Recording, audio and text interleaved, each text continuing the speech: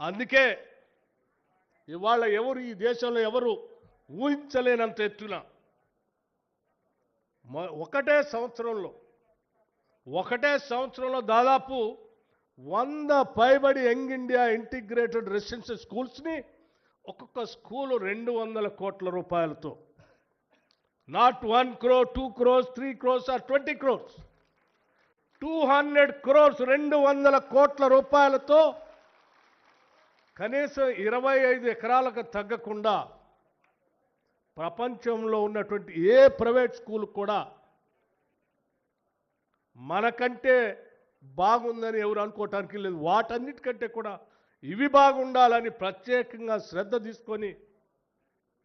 ఒక 100 స్కూల్స్ని ఈ సంవత్సరమే 104 స్కూల్స్ అనుకుంటా ఈ సంవత్సరమే శాంక్షన్ చేసి ఈ దేశ చరిత్రలో ఒక సువర్ణ అధ్యక్షాన్ని రాయగలిగామనంటే కేవలం ఆ తపన ఉంది కాబట్టి చేయగలుగుతున్నాం.